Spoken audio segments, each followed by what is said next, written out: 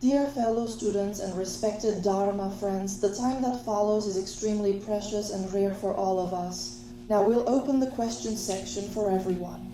Hello, Khenpo. Because of recent discussions in Taiwanese society regarding the bill allowing same-sex couples to diversify their family life, actually what's been widely discussed in society. Therefore, I would like to ask Khenpo, in the Buddhist scriptures, were any questions about homosexuality or gay issues mentioned? Additionally, if a Buddhist is themselves gay, or if a non-Buddhist is gay, how should they view themselves, and how should we view them as well?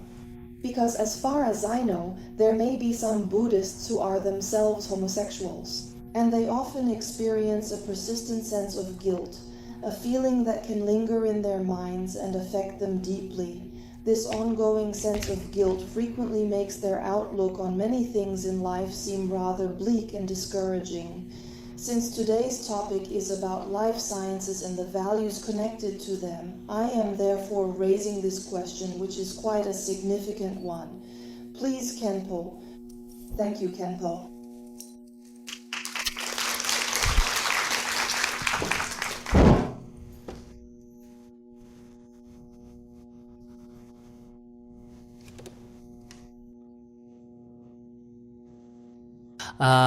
This question is rather special, but I'm willing to answer it.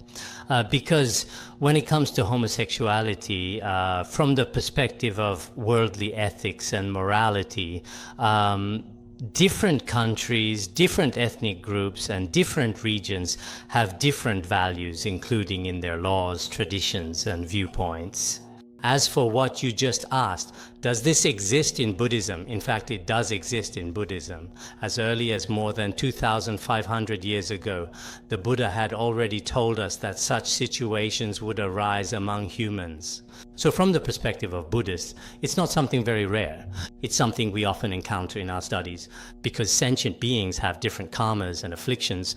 When sentient beings have different karmas and various afflictions, in fact, this kind of situation or phenomenon already exists in reality. So, in which Buddhist scriptures is homosexuality discussed? First, it is mentioned in the Buddhist Vinaya Sutra. In the Vinaya Sutra, the Buddha said, because sentient beings have different karmas, some people are attracted to those of the same sex. Some people are themselves quite young, but they are attracted to elderly individuals. Some elderly people, on the other hand, are attracted to the young, and so on.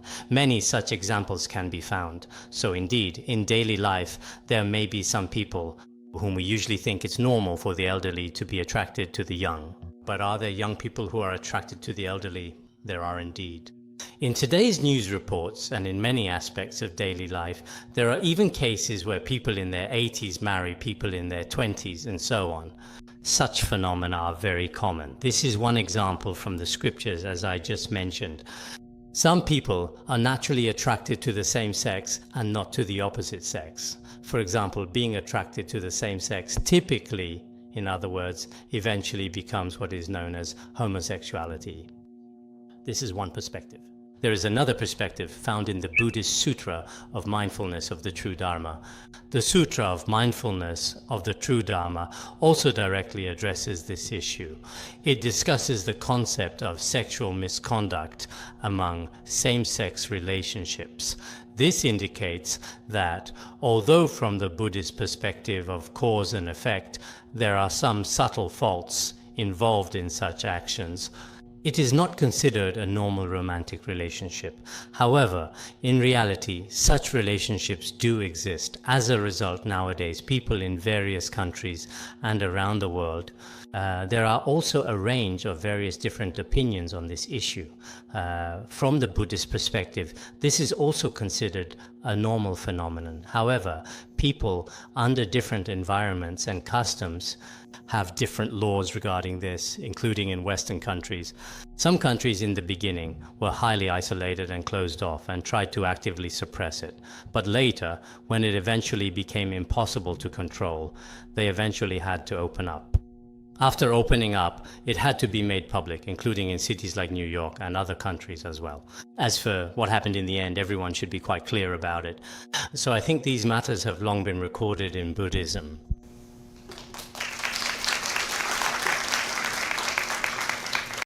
Hello Khenpo Rinpoche. I am a third-year master's student in the Chinese department at Taipei University.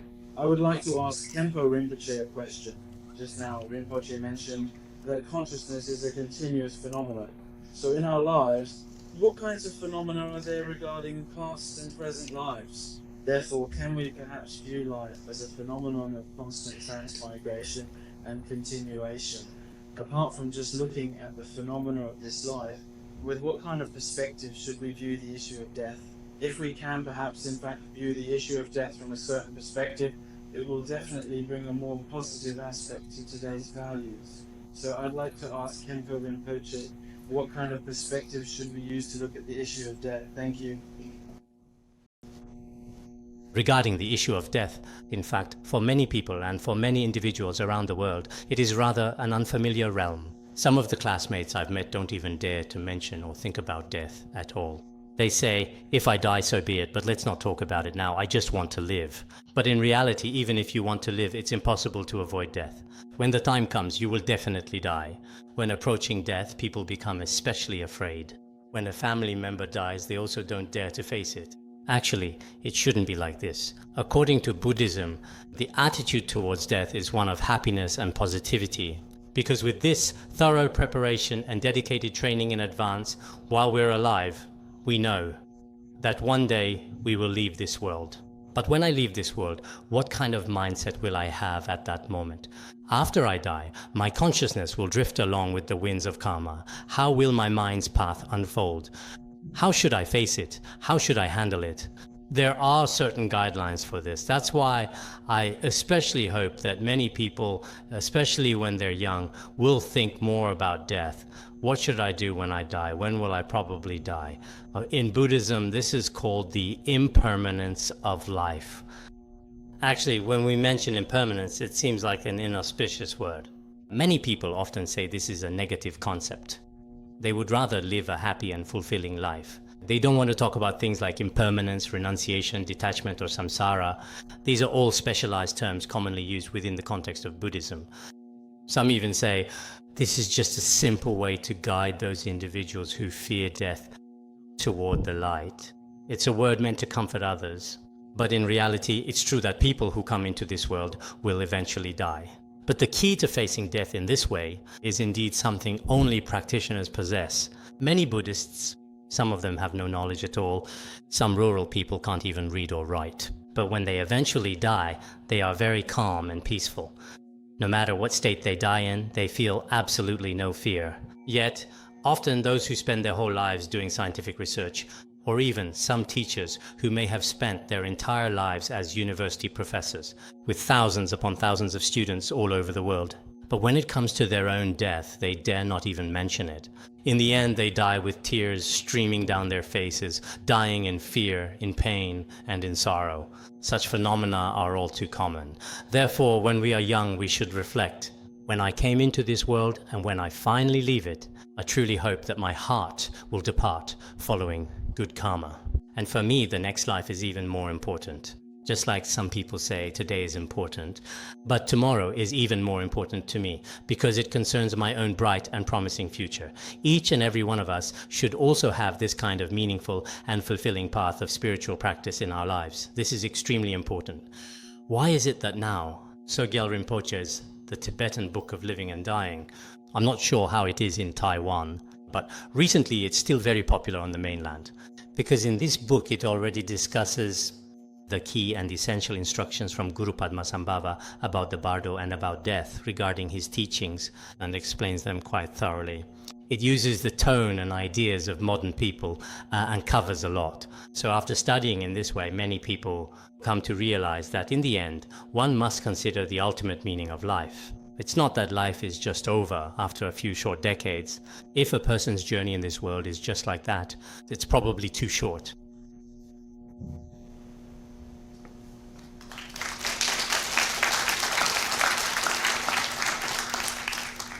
Hello Rinpoche, I am from the Department of Chinese Literature at Taipei University, a third-year master's student.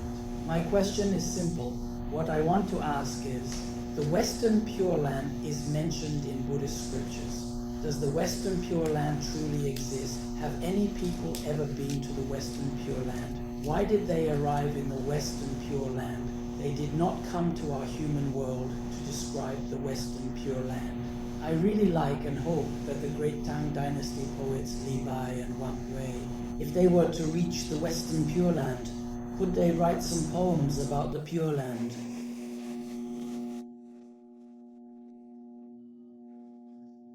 The Western Pure Land, from the most profound and insightful perspective of realizing the true nature of mind in Buddhism, all Pure Lands are actually wondrous manifestations of the mind. At this point, even our current Saha world can also be said to be an illusion of the mind. There is nothing impure at all.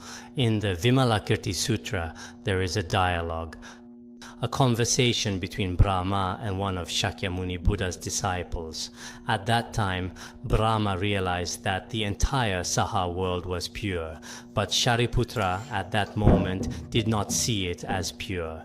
In the end, through their debate, they discovered that the Saha world is actually extremely pure as well. This is the highest possible state in Buddhism. You may have read the Vimalakirti Sutra.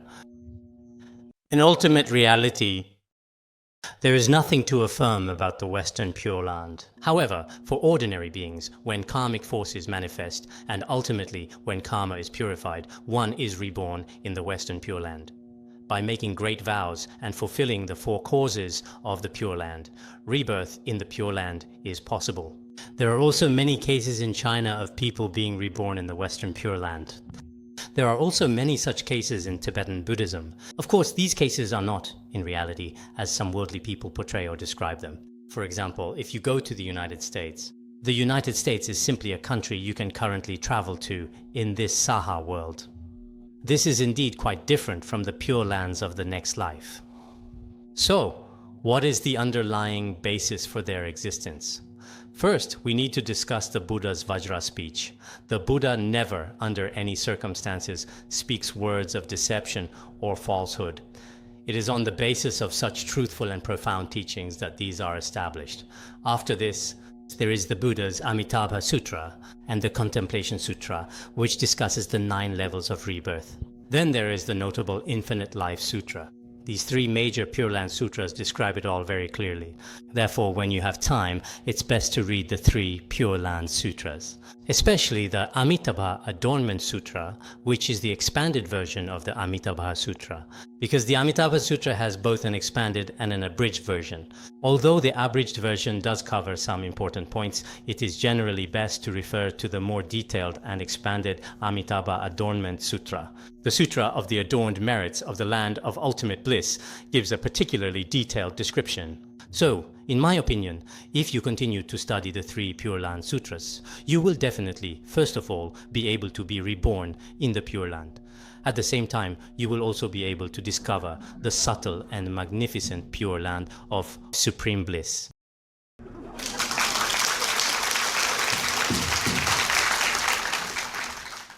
Respected Khenpo Sodorgi, hello, I am a student at Taipei University, a sophomore in the Department of Social Work. In Buddhist scriptures, it is often said to establish a water-moon dharma assembly and perform the illusory flower-like Buddha activities, to subdue the demon army in the mirror and accomplish the Buddha fruit in a dream. In the context of Buddhism, what exactly do the important terms such as nirvana or merit actually mean? Some people say that nirvana exists, while others believe that nirvana does not exist. So between existence and non-existence, how should we view the various terms and concepts mentioned in Buddhism? For example, when we talk about accumulating merit, like when Emperor Liang Wu asked Master Bodhidharma, "Is there merit in building Buddhist temples?" Master Bodhidharma told him, "There is no merit in that. The merit is extremely small or even non-existent." But then there are many people who will tell you, what you are doing brings you immense merit. So how should we view these Buddhist terms and concepts? Khenpo, could you please answer this? Thank you. The first question is about nirvana. In fact, there are actually several direct meanings of nirvana. When we discuss the Abhisamaya Lankara, ornament of clear realization, we talk about 4 types: nirvana with remainder, nirvana without remainder, intrinsic nirvana, and pure nirvana. Here, some say they exist, while others say they do not. In fact, in Theravada Buddhism, they speak of nirvana with remainder. So what is nirvana with remainder? It refers to when the Buddha was still alive. Some arhats had already attained realization, and all their afflictions were gone. However, their bodies remained just like ordinary people's. Everything was still present. This is called nirvana with remainder.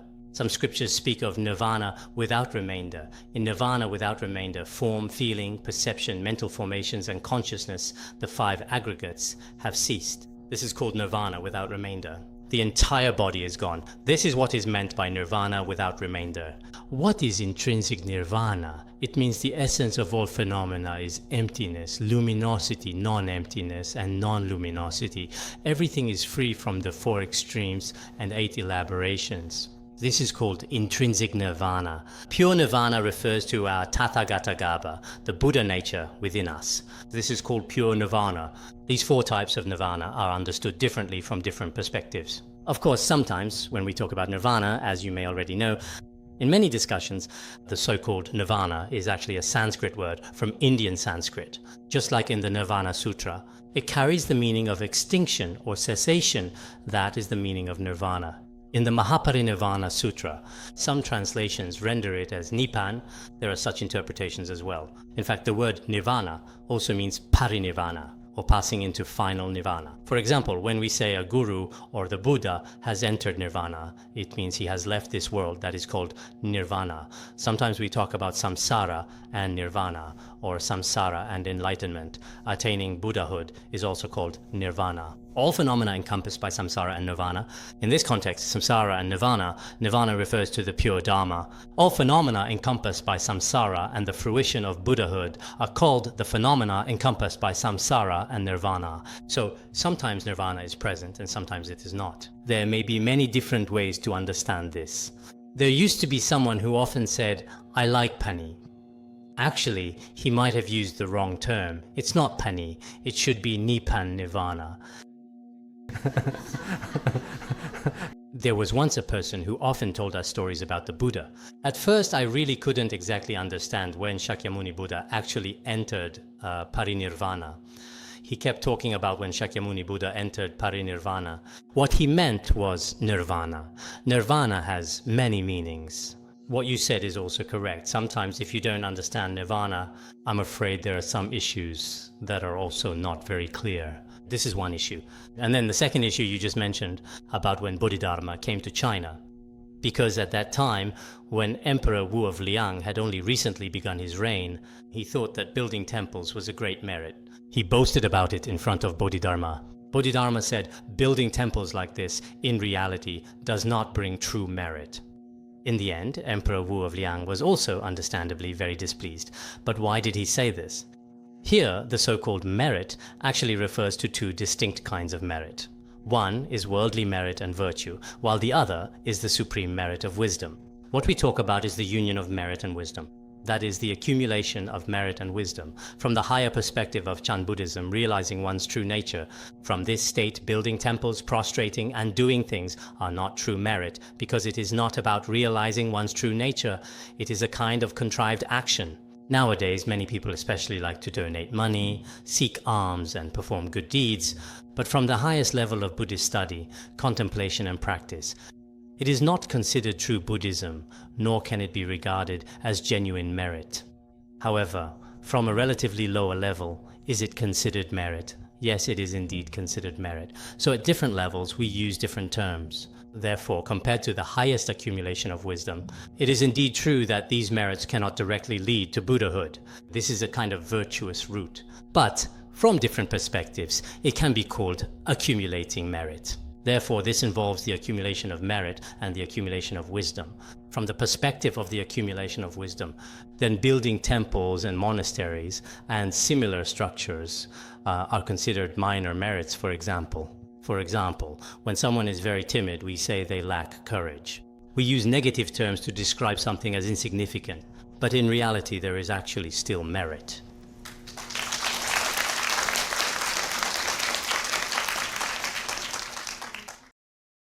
Khenpo Rinpoche. I am a third-year student in the Chinese department. Today I would like to ask you something. I once attended a Buddhist studies class taught by a certain teacher. He said that the essence of human beings is loneliness. I would like to ask, how does Khenpo Rinpoche deal with the state of human nature being essentially lonely? Also, I once read in a Buddhist scripture that because people are lonely, they often live in a state that is sometimes hidden, sometimes apparent. That is, people are constantly swinging between the past and the future, and their hearts are always restless and uneasy. What I want to ask is, if we live in such a state, how should we face this feeling of inherent loneliness? Thank you. For us humans, in fact, no matter who it is, when we come into this world, we come alone. We are lonely sometimes, aren't we? So in Buddhism, ordinary people, often referred to in Buddhist philosophy as yisheng. What does yisheng mean? It means that there is no one else to help. We come into this world on our own, alone and without companions by our side. In the Buddhist scriptures, I think it's in the Infinite Life Sutra, it says, people often come alone, and in life they leave alone. Why is it said this way? Everyone here, when they come into this world, they truly come alone, entirely in solitude in this life. And living in this world, we also live in solitude. On the surface, it seems like we have family, we have other things, but in reality, each person should be independent and self-reliant. Our views are independent, and our actions are independent as well. Our thoughts are also independent. It's just that some people, perhaps with family, friends, or loved ones, feel that collaborating and working together, forming a family together, is still not separate from solitude. So I think in a certain sense, indeed, every sentient being is, according to the Buddhist perspective, we all need to reflect deeply. Otherwise, karma cannot be transferred. Karma really cannot be entrusted to others to bear for you under any circumstances whatsoever. In my own view, on one hand, we are lonely. But on the other hand, with this power of solitude, we can actually pass it on and genuinely help those around us. This is a kind of admirable and courageous spirit, and also a form of courage in one's values of living.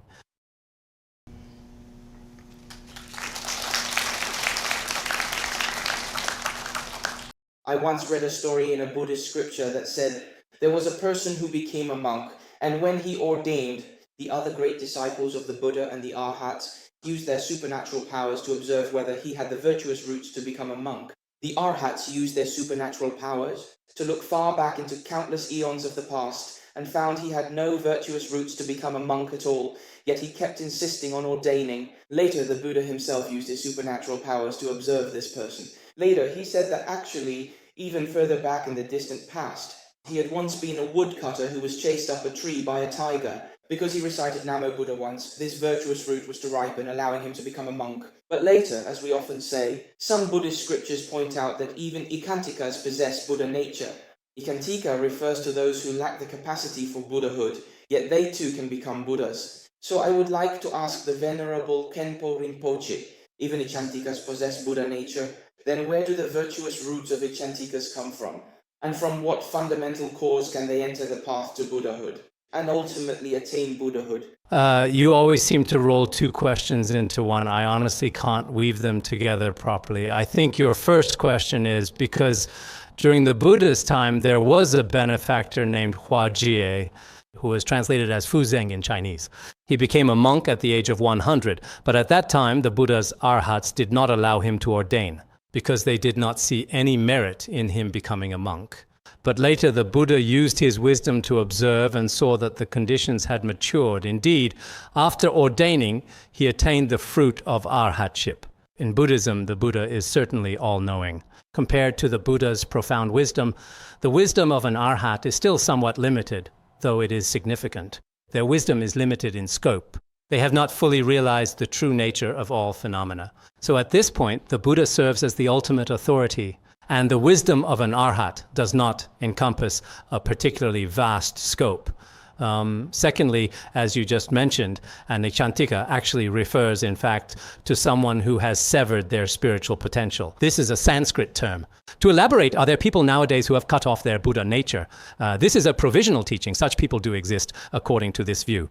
But in fact, Maitreya Bodhisattva's Ornament of the Mahayana Sutras states that There truly are no such people who have completely severed or cut off their spiritual potential. It's just that for the time being, your virtuous roots are not able to ripen yet. For example, some Buddhists really want to help their family members. But no matter how you try to help them, they simply won't accept it. They develop wrong views and slander, and it's extremely serious. It seems as if they have no connection to Buddhism at all, no virtuous roots whatsoever. But in reality, that's not the case. It's just that, for now, their conditions aren't yet ripe. No sentient beings have completely severed the Tathagatagarbha, the Buddha nature. This is explained clearly in the commentaries on the ornament of the Mahayana Sutras, with especially explicit explanations about this. Therefore, from the ultimate perspective of Buddhism, there are no sentient beings who have completely severed their virtuous roots or lack the Tathagatagarbha. Such sentient beings simply do not exist. It's just as I mentioned earlier, their wrong views are extremely severe. So for the time being, why are they referred to as those who have cut off the seed nature? It's just for this reason.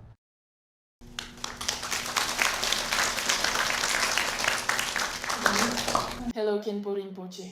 I am a graduate of the Chinese department. What I would like to ask is this. Nowadays, there are many pseudo-Buddhist heretical groups appearing in society. They recruit members, but don't teach Buddhist language or reading scriptures. They only ask them to believe in an enlightened master. If our friends or relatives are drawn into such pseudo-Buddhist heretical groups, how should we view this and how can we help them escape this sea of suffering? How can they break free from the karmic forces of past and present lives that have led them to be drawn in like this?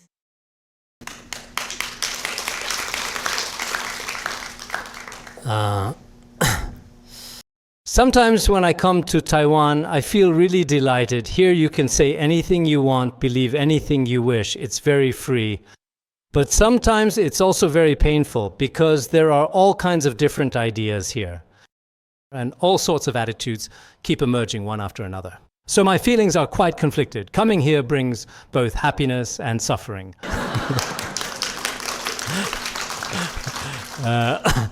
Of course, regarding this question, in fact, if we don't allow for systematic study of Buddhist scriptures and treatises, then regardless of whether someone is an enlightened teacher or any other kind of person, it's not really ideal. Even among us Buddhists, there are some issues.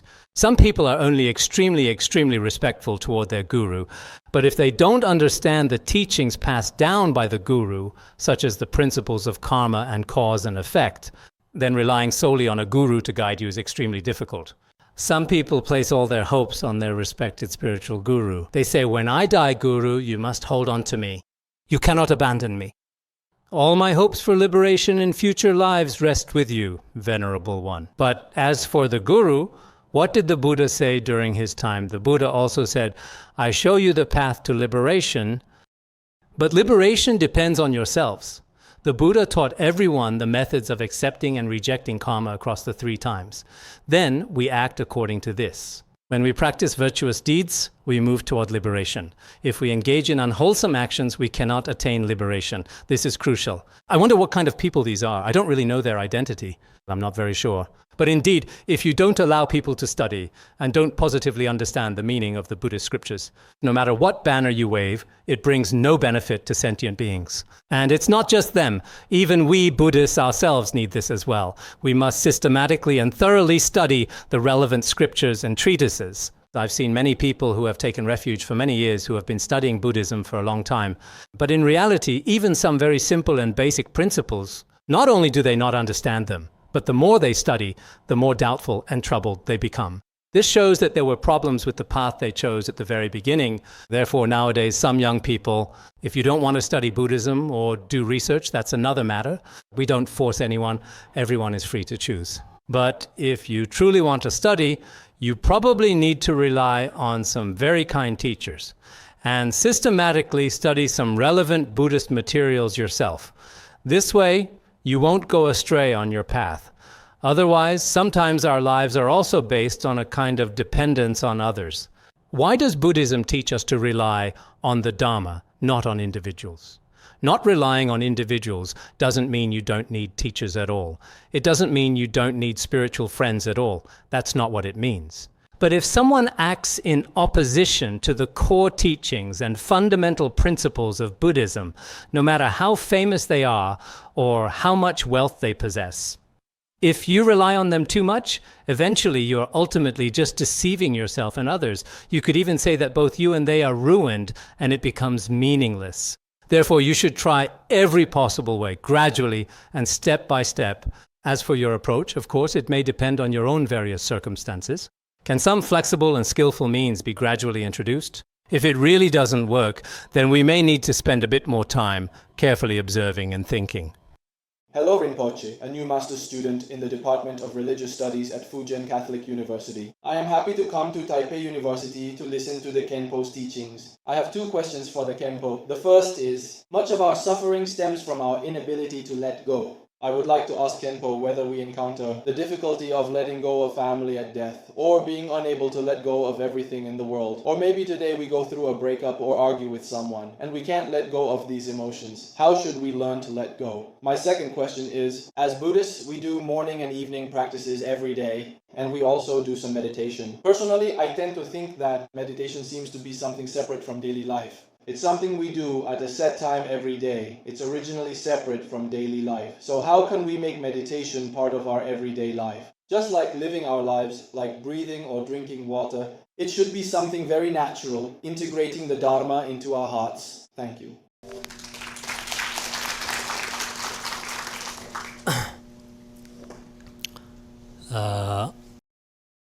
In Chan Buddhism, we often talk about seeing through, letting go, and being at ease. Many people often try to practice and apply this in their daily lives, but if you use it incorrectly, it still won't work. Because at the beginning of practice, if you let go of both spiritual practice and life, you lose interest in life, you don't work, you don't start a family. If everything is about seeing through and letting go, it doesn't work. Many people think these words sound very Zen and feel they're great, but in reality, you need to observe and use them wisely. When you reach the highest state, you will be able to see through, let go, and attain ease. But right now, before you reach that state, you shouldn't think it's that simple either. Right now, our understanding of the idea that good is rewarded with good and evil with evil, we can't see through it, we can't let it go. When it comes to our work for family and society, we also can't see through or let go. Some teachers and some followers, after they have learned, studied, and practiced Buddhism for some time, end up having poor relationships with their families, thinking they've seen through everything and let everything go. They argue with their families every day and feel very miserable. But what's the reason? It's because you've let go, because you think you've seen through it all. Actually, this isn't reasonable. If you truly reach the highest level, then indeed, all of for example, your family life and everything in the world. Perhaps if you can see through family life, then it's fine to become a monastic. But before you reach that state, we shouldn't give up our passion for life or our courage to live. Maybe some of your views and ideas, your renunciation and your real life may have some conflicts. But I think that for many people now, it's essential to have an initial basic kind-heartedness. Moreover, those who study and research Buddhism should be even more actively engaged and proactive in their approach. If you temporarily let go of your entire life just because of a fleeting moment of good intention, perhaps the obstacles you encounter in your practice will only increase. That's why I often tell them that lay practitioners have two kinds of responsibilities when studying Buddhism. One responsibility is to your family and your work. The second responsibility is to study and research Buddhism. These two are complementary and cannot be completely abandoned. If you give up one just for the sake of the other, I think it's not worth it. It's not acceptable to give up your practice for the sake of your family either. And it's also unreasonable to give up your family and work for the sake of practice. Actually, is it possible to do both at the same time? It should be possible. The second question involves what is called meditation. In fact, nowadays there are many forms of work meditation or daily life meditation. What does this mean? It means that in your daily life, if you can let go of many distracting thoughts, you can take a moment to reflect. But reflecting doesn't mean you stop doing things.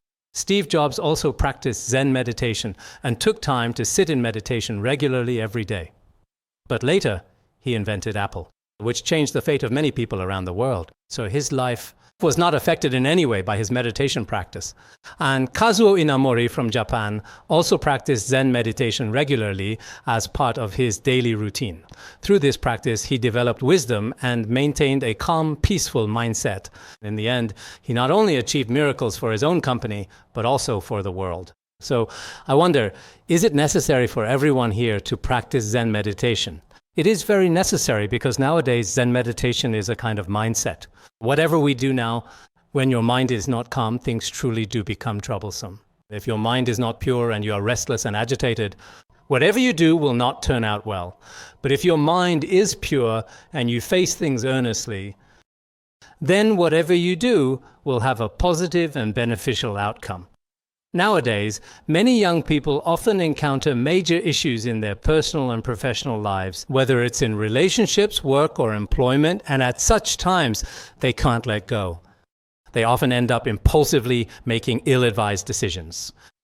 This is very unreasonable. We often talk to young people because guiding and shaping their thoughts is extremely important. I especially hope that the teachers present here today not only teach students more about academic knowledge and skills, but also about your professional and scientific knowledge, but more importantly, teach them how to be a good person nowadays, how to do good deeds, and how to face suffering. This issue is even more important because in life, when facing many different kinds of problems, actually, I don't really know what the situation is like in Taiwan, but in many schools on the mainland, some students live in particularly pitiful and difficult conditions. Why is that? Because they haven't studied well in their daily lives. Just before I came to this lecture hall, together with Professor Lai, I think it was around that time, a university professor from the mainland sent me a message saying that these college students, during regular classes, there are only 5 or 6 students in a class, and no one is really paying attention. Now, during exams, they start cheating and just keep on cheating. When the teacher catches them, they beg the teacher, asking to let them finish copying the rest and not to stop them. They are in the middle of cheating, begging the teacher, "Let me finish copying this." This teacher has a bit of compassion, a soft heart. He practices Buddhism. He said that if he stops the student, it seems a bit more pitiful for the student as well. The student doesn't usually study properly and now is cheating. The student keeps begging him, saying, "Please let me finish copying this part, then I'll stop." But if he doesn't stop him, as a teacher, he really feels conflicted. It really feels like he's actually supporting the student in this situation, which, to be honest, is also not good. As a matter of fact, I just heard about something else as well. There was another teacher who told a student not to cheat and criticized him for it. The student asked the teacher, "Teacher, when you were a student, did you ever cheat?" The teacher replied, "I did cheat before, but you can't do it now." Then the student said, "If you cheated before, why can't we do it now?" This question points to a problem that still exists today. So this is also a problem that we need to think about and address. I'm not saying that cheating is a good thing or that it should be accepted. To be honest, nowadays, with the way things are, I'm not very familiar with the situation in Taiwan because I've only been here for 7 or 8 days this time and haven't really learned about it.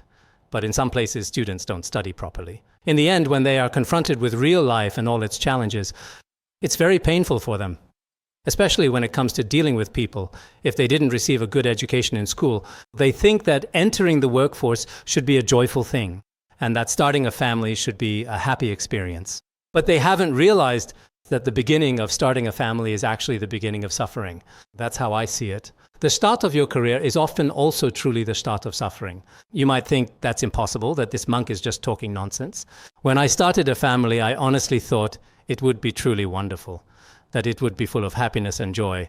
But maybe from that moment on, you'll actually end up arguing with others almost every day.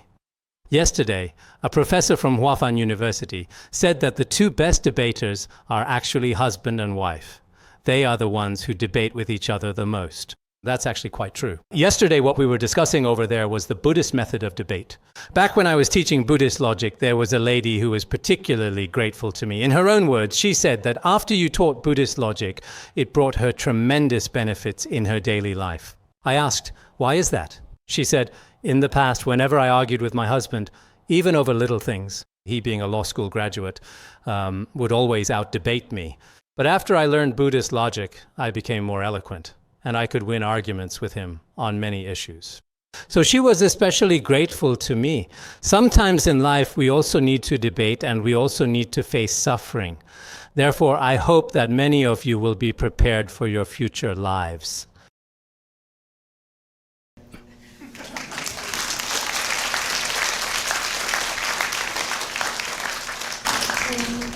Hello, I am currently a student in the Chinese class. A few days ago, in my teacher's Buddhism class, I heard them say something thought-provoking, that we do not know whether tomorrow or the next life will come first. So we should make the most of our time and do the things we want to do well. Just now you also mentioned that as people living in this world, we should pursue the mysteries of life and our values. But I want to ask, in today's society where there are so many opinions, how should we actually stick to our own values? Or is it enough if I just accept myself?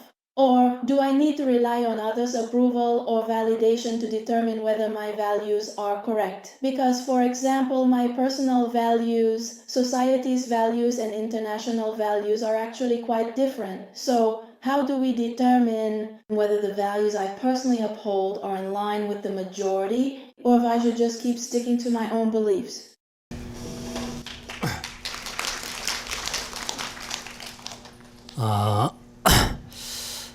In reality, you can't help but consider your own values. Because if you want to choose a set of values, you need to choose the right ones. And when it comes to the right values, you need to learn to observe with wisdom. As you mentioned earlier, it's hard to predict which will come first, tomorrow or the next life. This is a very famous teaching on mind training in Tibetan Buddhism.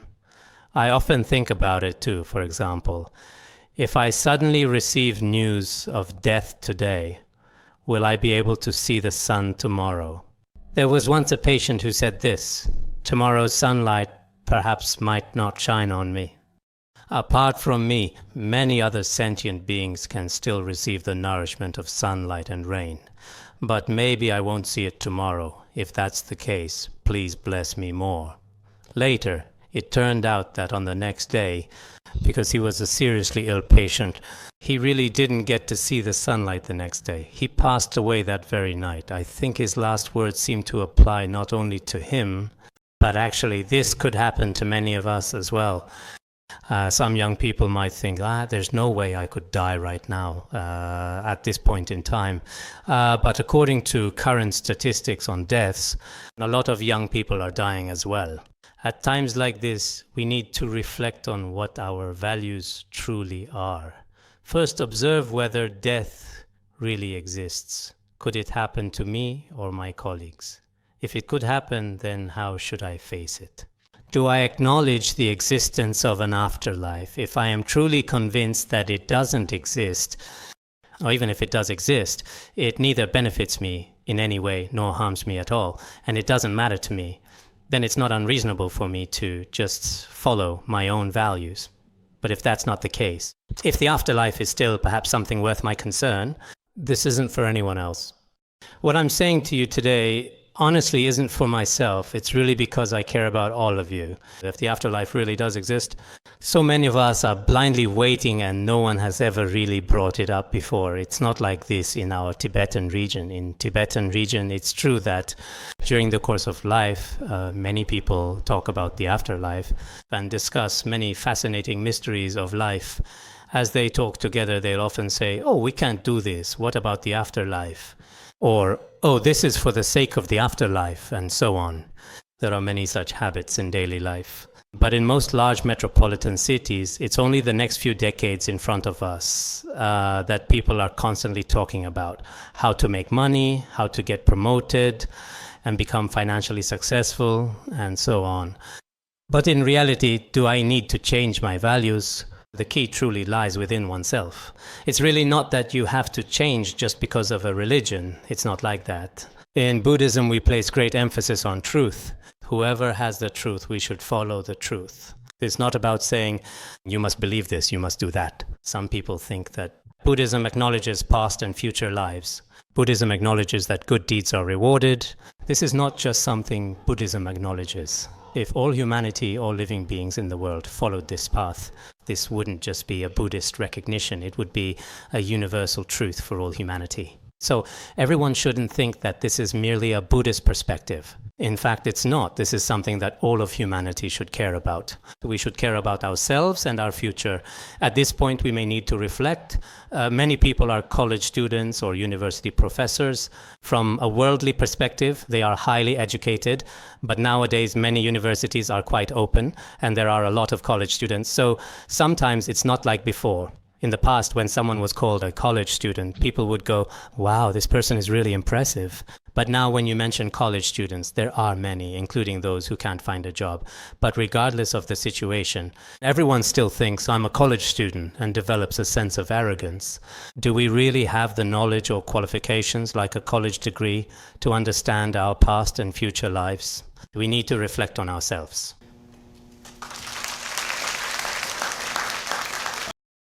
I am a second-year student in the Chinese department. I would like to ask Rinpoche, do you think there is a relationship between religion and politics, and should Buddhism or religion take a stand or get involved in politics? For example, I would like to bring up the case of same-sex marriage and diverse family structures, like same-sex marriage.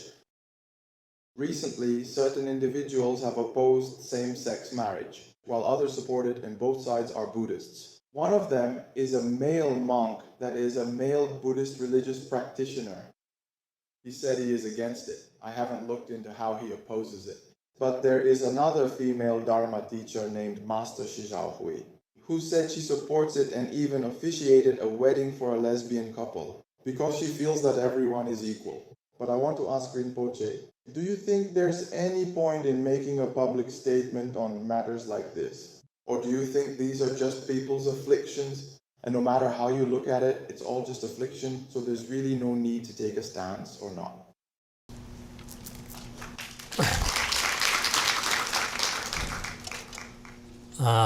For me personally, it's mainly from a purely academic and purely religious perspective, especially from the perspective of Mahayana Buddhist thought. In particular, I indeed enjoy exchanging thoughts and ideas, and I'm interested in it. I go to other schools myself to study and exchange ideas together. The main topics involved are all purely academic and related to the meaning of Buddhism. Of course, nowadays everyone has their own different beliefs. These beliefs have their own value and significance. Everyone also plays a different role. Religious people also have their own differences as religious figures. There are those individuals who are capable, those who are wise, and those who are compassionate. They also each have their own unique and different teachings. They use their own knowledge and understanding to benefit the people around them in meaningful ways. So speaking for myself, what I personally care about most is the important issue of morality in people's hearts today, especially if our morality continues to improve and develop. I think many problems in the world could be easily resolved. Regarding the differing opinions of some monks on same-sex marriage, I have not taken the side of any particular monk or Buddhist practitioner to briefly explain my own views to everyone. As for my own perspective, just which one is reasonable? First, let's look at what the Buddhist sutras say. Secondly, although the Buddhist scriptures say this, as I mentioned earlier when answering the first question, each region is different. Every country, every place has its own circumstances. Some governments are very supportive and even celebrate such events, while in some countries and even in some places in the world, it is punishable by death. It's something that cannot even be mentioned there. So the approaches in each place and country are also different. Eminent monks and so-called Buddhist figures will also have different viewpoints. When they have different opinions, they will stand by their own positions and express their own views. Therefore, I do not have my own opinion at the moment. I just need to see and understand many different viewpoints. Bystanders see things more clearly than those involved. Hello, Rinpoche. I hope you are well. It is nice to see you. I'd like to ask you a question today. You just mentioned the issue of spiritual continuity. This continuity of mind will affect us. And the issue of karma you mentioned involves the question of good and evil. In other words, you reap what you sow. Good deeds are rewarded with good outcomes. So my question is, When the six senses encounter the six sense objects and things happen, how should we maintain peace and tranquility of mind? Let me give an example. When someone angrily scolds me and I also become angry, how can I, before my negative thoughts even arise, be able to simultaneously perceive and examine these thoughts and immediately have the strength to prevent them from arising? So what I would like to ask is, how should I practice in daily life so that my negative thoughts do not arise, so that my bad behaviors are even less likely to occur? Thank you. Many Buddhists and some scholars in Taiwan often love to say Rinpoche and Khenpo. These two terms are relatively, in other places people call them out a bit differently, but here you use them more professionally. Khenpo, Rinpoche. I just personally think they sound better, that's all, no other meaning. Because in many other places people just say Rinpoche, but in some places I visited, they even completely reverse the syllables and say it backwards, like Bo Renchie. In many places, the so-called Khenpo, a lot of people who are unfamiliar with the correct pronunciation mispronounce it as Janbu, and some people even say Shenbu. So in this regard, you all here are actually pretty good. When it comes to addressing people, there's really a certain... Because Buddhism has been here for a long time. Maybe in the very beginning it was from people like Dujom Rinpoche and others. When I first came here 20 years ago, many people in this place refer to them as Rinpoche. At that time, many lay practitioners from mainland China actually didn't even know what Rinpoche was. What exactly is Rinpoche? But here it's a pretty commonly used and accepted term, in fact. I think it's fine whether you use Rinpoche or not, right? It's also fine if others call someone Rinpoche. Rinpoche means precious jewel, teacher. Actually, Rinpoche is also a way to show respect to a teacher. This is also very much the case in Tibetan Buddhism across all its lineages. As for your earlier question, when the six sense objects appear before your six senses, how do you face them without being influenced by the external conditions? Especially when someone is insulting you, you don't develop intense anger or hatred toward them, and you still remain at ease and untroubled even then. Actually, this is quite difficult to do. Have you read the biography of Hanshan and Shide?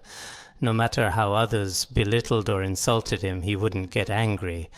If others hit him, he wouldn't get angry. If others hated him, he still wouldn't get angry. Stories like this in the well-known Lotus Sutra are notably about the Bodhisattva never disparaging.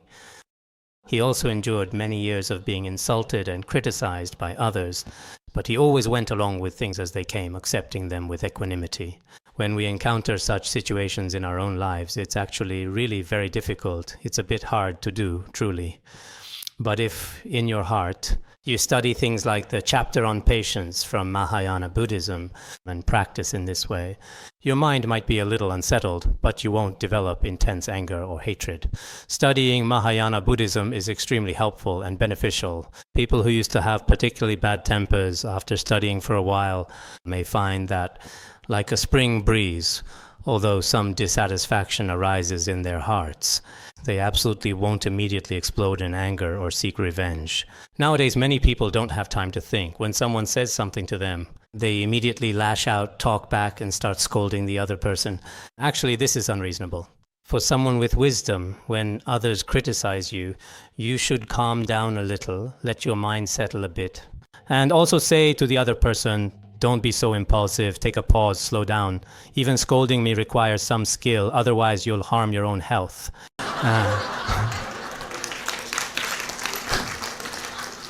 Because when someone else is extremely angry, you must pay attention to their state of mind. You can say, stop talking, or else you might trigger your heart condition. We'd have to take you to the cardiac hospital again. How troublesome that would be. I hope you can calm down, it's okay. If you want to come and scold me again tomorrow, that's fine too. But by tomorrow he won't scold you anymore. So we think it's best to have a way to gradually and gently adjust ourselves. Actually, this is very important. When people experience distress and anger, they're not in the right state of mind. When they're not in the right state, as it says in the Bodhikariyavatara, When others scold you, hate you, or hit you, we shouldn't get angry. Why is that? Because they're being controlled by their afflictions. In fact, they themselves aren't free either. So if we must harbor hatred, then we should hate their anger. If someone hits me and I feel hatred, I should hate the stick or tool used to hit me, not the person. He too is being directed by something else, so there's really nothing that can be done. Therefore, if we approach things in this particular way, we really shouldn't get especially angry. Even if we do get angry, we have self-control, we can keep it in check.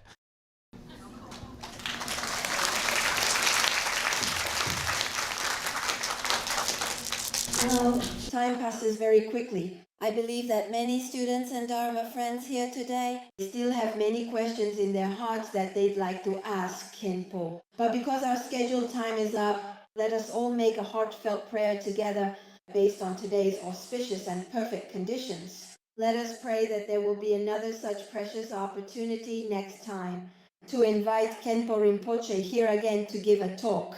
If we have any questions in our hearts, we can ask Rinpoche again then. But most importantly, in response to Rinpoche's wonderful teachings, the best way we can repay Rinpoche is to remember what he shared with us today. Today, Rinpoche skillfully used some scientific evidence to clearly explain things to us. The brain is not the mind, and the power of the mind is limitless in its continuity. Therefore, we should use our minds to clearly see the essence and the truth of life. We should also strengthen the pure power of our minds and mental faculties. Let us continue to reflect and put these teachings into practice in our daily lives, each and every day. By engaging in virtuous actions, we can establish more and better positive connections. We are deeply grateful to Rinpoche today, and also thank everyone present for providing such excellent questions. I have also heard many teachings from Rinpoche in various aspects. I feel truly benefited in my heart.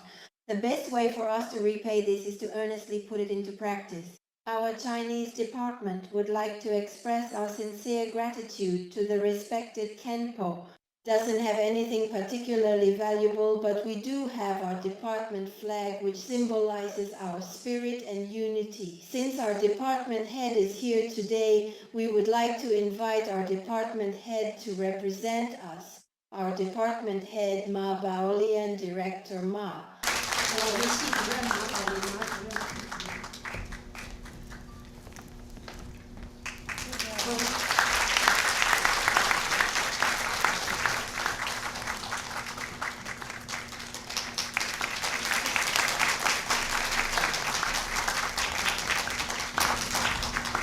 I didn't dare to ask a question just now because I was afraid of taking up the time of my students and fellow practitioners. But I am truly very happy today that the Master could come to our Taipei University here. It is truly a pleasure and an honor to have the opportunity to interact with my students and so many distinguished guests. I just learned that when Teacher Hao heard that Rinpoche was coming to our school, she was extremely delighted. She said it was truly extraordinary and an honor. She wondered why our school was so fortunate to be chosen as the fourth school. Now I know why. It's because of the causes and conditions created by our teacher Lai. And with Teacher Hao's continuous and visible dedication to Buddhism, it must have touched Rinpoche's heart and given him a sense of connection, which is why he thought of coming to see what kind of school this is. I also hope that all our friends from various circles here today can feel this warmth within our school. Of course, I myself have many questions to ask the Master for guidance. I think the most important one is how to truly listen. The guidance my students and my teachers have given me. I hope that everyone present today will leave with kindness and good intentions in their hearts, and that when you return, you will be better, more upright, and even more diligent people. Thank you indeed.